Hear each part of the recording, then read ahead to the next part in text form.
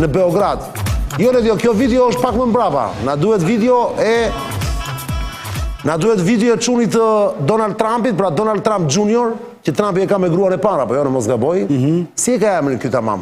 Emrin e vet si e ka? Donald Trump Jr. Donald Trump Jr. Nuk ka emër tjetër, duhet të ketë emër tjetër më. E kanë tradit. Po pra e di që i thon Junior, po. Jo, kjo video është tjetër, nuk ka lidhje. Donald Trump Jr. e ke me Vučićin takim, ta kam nisur. Mos thuaj që se ke marrë. Jo, nuk e kam. Mos, sigur ta dija. Ta kam nisur, Ledio. Këto janë lapse që duhet ndodhin, Ledio, se është gjuna. Kështu që ne tani do të detyrohemi, Ledio, të presim derisa ta nxjerrësh ti. Atë e kam fiksim tani. Unë nuk e mbyllut emisionin pa e nxjerrë atë videon, e ke në WhatsApp, ta kam nisur, kam thënë dhe kjo për sonte. Është takim me video i... Ja, shikon që e ke, Ledio, ko thuaj se kam. Pse thuaj se kam? Pse mashtron, Ledio? Mashtrus. Ja, ku është pra Vučići, zonja e zotërisë bashku me çunin e Donald Trumpit, më duke se është video sot me kjo për djeshme. E sot me, është e fundit fare. Duke esur në Beograd, Vučići po i tregon qytetin. Nuk dije që kanë thënë, Ledio, a ka zë? A ta dëgjojmë qik? Po i tregon Vučići, po i tregon Donald Juniorit. These are guys that would like to stop this kind of... Kale? Ja ku është. Ku kanë i përkëtu s'dijet gjithë, Sebastian? Kjo janë qendër Beogradit. Jo, ka fjalën te Kitaraca. Kjo janë sipër pallatit presidencial. Sipër pallatit presidencial, po. I dërgon qytetin. Po kanë investime ata në Serbi. Po, ndërkohë Ledio, po, prit.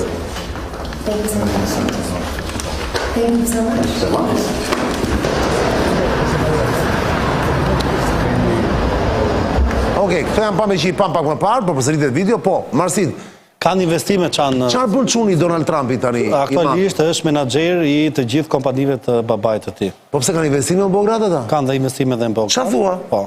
Dhe gjithashtu flitet që ka vajtur edhe me kërkesë të vetë zotit Vučić, pra të presidentit. Unë zi që të keni investime të Trumpi, familja Trump në Beograd. Kanë. Je i sigurt ose po? Ti, Marsit. Dhe i shkon aty për investimet. Tjetër gjë që shkon për investime, po nuk përse se kanë gjë. Do e këshin ditur, do e kështë dalë lajme o të i... Unë kam mua të që kanë. Duan të investojnë dhe është ta. Dhe a i ka vajtur ati me ftesë, me atë që di unë, ka vajtur me ftesë të vetë zotit Aleksandr Vučić. Kush? Donald Jr. Trump. Po?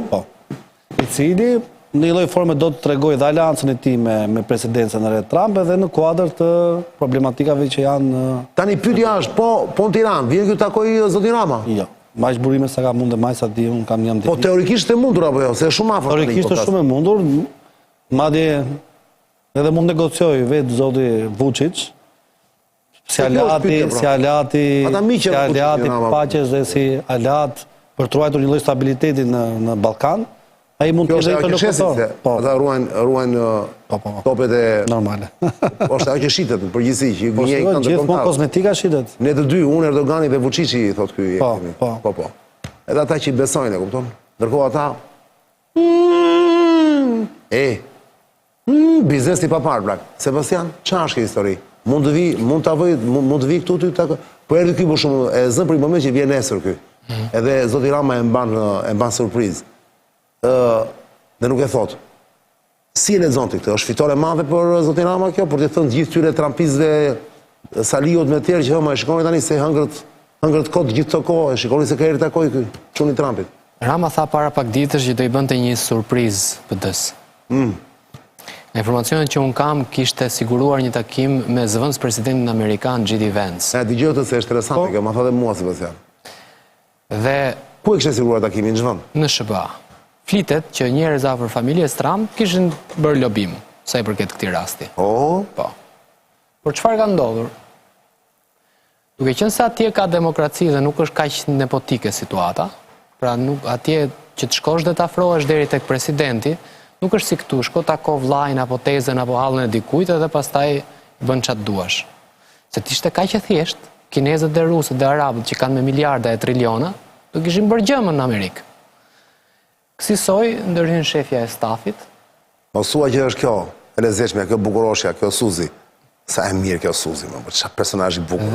Ku ka gjetë Trumpi. Dhe politikan e bardhë ashtu si ëngjëll është shumë e mirë. Politikan si Trumpi i than informacione tani thashë themet që po tani Dreka apo Darka ishte me G.D. Vance me zvëns presidentin. Zvëns presidentin. Po pse u kanonte nga Trumpi tani për zvëns presidentin për të ngrënë një Drek ose një Dark apo? Po pra, këtë po mundohem të shpjegoj. Një Dark me një zyrtar të lartë, qofte edhe 10 minuta, në SBA, ti e para njerë duhet lobosh për këtë lloj gjëje, edhe 10 minuta po të rish. Po pse të kujton se Zoti Rama nuk është duke lobuar? Po pra, po çështja është që ja kanë prerë gjithë kanalet, unë këtë po mundohem të them. Dhe nuk e di se kush ka folur, nuk e di se çfarë ndodhi dhe në moment të fundit, pavarësisht lobimit që po bënin të tjerë, që Rama mund t'i ketë gjetur etj, i tha kjo është çështje politike, nuk është çështje biznesi, çështje politike. Kjo ndikon politikisht në një vend që është përpara zgjedhjeve etj, dhe ja pren fijet. Këto janë burimet e tua dhe njeriu që e ka prerë thua ti është Suzi. Për mendimin tim. Është shefja e protokollit Trumpit. Sepse është personi, shef e kabinetit. Kabinetit. Ajo është personi që ti duhet shkosh për të takuar. Po, kjo është e sigurt. Ajo është filtri, pa nuk futesh dot. Të vjen çuni, të vjen kota. Po nuk mëri Sebastian, informacioni jo diku çalon. Informacioni të kanë dhënë ty. Sepse nuk ka pse merret kjo dhe me takime do bëj G.D. Vance mor burr. Sepse është çështje politike. Politiket, mo G.D. Vance do të ketë një Suzi të vetën atje. Po pra, shefja e stafit të presidentit është më e lartë. Shefja e stafit të presidentit në Shtëpinë e Bardhë, arrin Shtëpinë e Bardhë edhe zëvendës president. Arrit e bregu, çfarë është bregu ai andej? Ka një zyrë andej nga bregu se si quhet? West Coast bregu e quaj unë, Ana lindore, Ana perëndimore. Po pra, po kjo është shefja e stafit të gjithë Shtëpisë Bardhë. Duke qenë shefja e stafit, kur shkon lajmi tek kjo... Ti thua kjo është shefja e shefes G.D. Vance-it. Po pra, është Trumpi, numri parë, numri 2 është kjo. Pastaj po është e sigurt kjo, Sebastian? E beson këtë informacioni? Unë e besoj. E beson? Burimet që ma dhanë, thanë që... Ose ma, Ramsi thua ti, Ramsi prapon, e shikon se më është bërë shprehi. Zoti Rama. Ky Zoti Rama, vlla, që si ka dhe aq mirë punët. Ky ti mendon që me mundësitë që ka, dhe ku them mundësitë e kanë fjalën në të gjitha drejtimet, të jetë duke luftuar për të kap një Drek ose një Dark me G.D. Vance-in, se ai është duke luftuar për të kapë Madhin, vlla. Se të kapi zëvendës presidentin. Çan, po them një gjë shumë të thjeshtë. Lobimi është shumë i rëndësishëm në SBA. Atë që ne e quajmë mitmarrje, çai themi ne etj, ato kanë thënë zotërinë të nderuar. E kapën me ligj, po. E dim të. Po.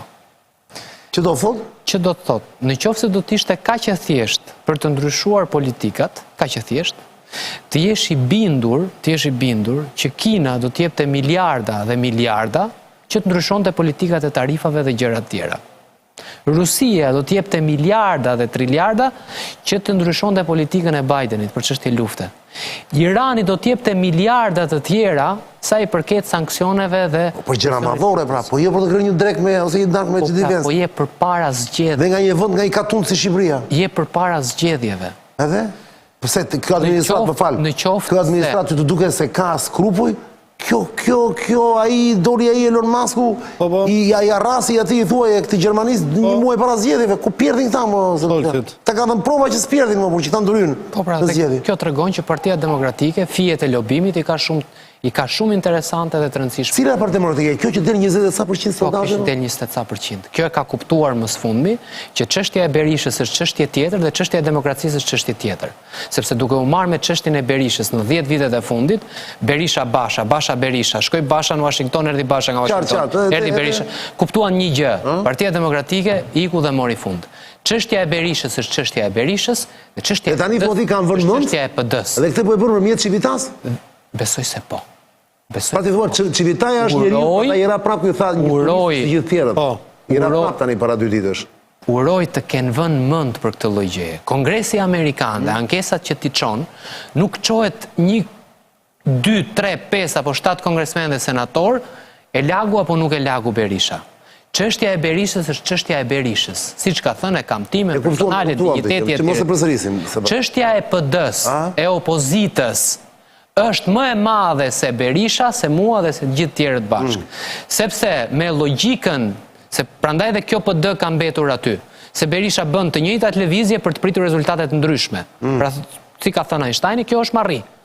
Pra, ai do të mbledh të gjitha votat e mundshme dhe ka bërë një koalicion me bazë gjerë. Dhe për këtë bravo i qoftë. Kjo është teknik politike. Frym nuk ka. Frym nuk ka. Po tenton ta marrë nga përteja Atlantikut për ta sjellë në Shqipëri. Nuk sillet, duhet autenticitet. Së fundmi, shqyr, Partia Demokratike ka kuptuar një gjë shumë të thjeshtë. Që duhet të lobosh për problemet e opozitës. Berisha me të drejt, nuhati dhe vuri bast total tek Trumpi, tani leturojmë që ata lobist që ka Berisha, atë djem dhe vajzat mrekullueshme që punojnë afër Partisë Demokratike për lidhjet me SBA-t, për konservatorët e tjerë, të dinë se si t'i shfrytëzojnë. Në këtë aspekt, në qoftë se Rama, se ka dhe një gjë, nuk tradhtohet kaq kollaj linja ideologjike. Unë këtë ditë them. Rama mendon se mund bëj pirueta të jashtëzakonshme. Mbetet për të parë kjo gjë që thot Sebastiani. Mund të jetë edhe kështu, po mbetet për të parë. Gjithsesi Donald Trump Jr. është akoma në Ballkan, për të se ishte sot tek çuni dhe ishte te Vučići në Beograd. S'është e çudi. Të vitë shikoj dhe Sazanin. Jo, Sazani do merret ai dhëndri, është tjetër histori. Po mund bëhet kryeshtar më?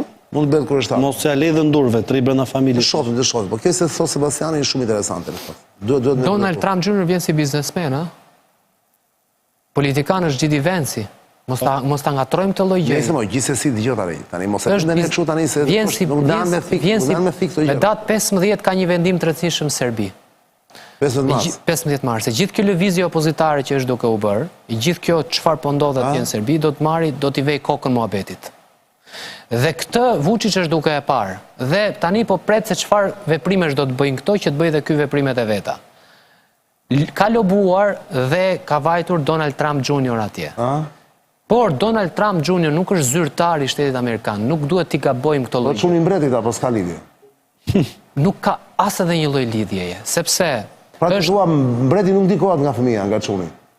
Ai mund të ndikohet nga çuni, por ai që vendos për politikën e jashtme është Marco Rubio, nuk është Donald Trump. Atëherë, ç'na mëson antikiteti, faleminderit Sebastian. Ç'na mëson antikiteti zoti Gupi? Ç'na mëson antikiteti? Sa i ndikueshëm mund të jetë mbreti nga fëmia e vet? Është ndikueshëm apo jo? Në çfarë lloj situate, në situatë lufte dhe situatë paqe? Që një shembull që mund ta japësh? Në antikitet mbreti nuk ndikoi jo vetëm që ndikoi nga familja e tij, dhe jo vetëm nga fëmijët, por ndikoi edhe nga bashortja. Madje bashortja e Perikliut, thuhet që përpara se të bëjë bashortja e tij ka qenë një lloj kurtizane ose jo, lere titullin e dio, mos e hiqja titullin që kishin përpara me çuin e Trumpit, sepse ajo duhet tani.